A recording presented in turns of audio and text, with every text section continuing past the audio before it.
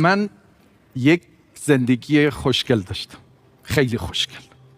هر ماشینی که می اومد تو مشهد باید یه دونه می بود. من به غیر از برند چیزی نمی پوشیدم.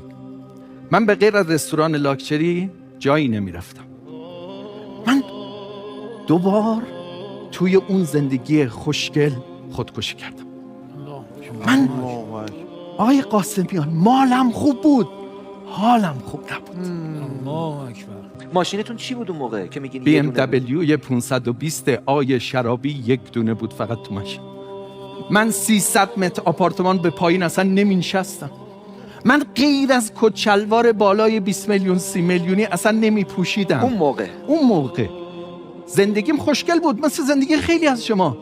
چرا سر تکون میدید؟ شما هم همینطور، شما هم دنبال همینین. شما هم دنبال این که پولاتون رو زیادتر بکنید، بعد خونه هاتون عریض‌تر بشه، نمای خونه هاتون خوشگل بشه. من ته آرزوهای شما، من آخر آرزوهای شما. من رفتم، من مثل یک معتاد بهبود یافتم که ترک کرده داره برای شما حرف میزنه. من رفتم، ته هیچی نیست. ما در یک تله مصرف میافتیم.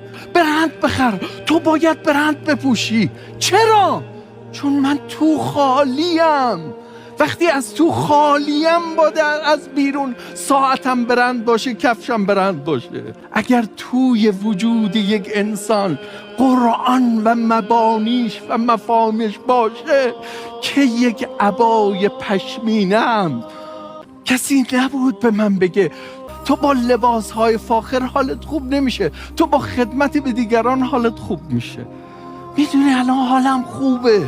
دیدی یه آدمی حالش خیلی خوبه؟ تا حالا خدا وکیلی آدم خوشبخت تو این فاصله دیدی؟ من آدم خوشبختیم. مردم، من آدم خوشبختیم. من الان پدر و کس 1057 نفر آدم بیکسم. به من میگن بابا.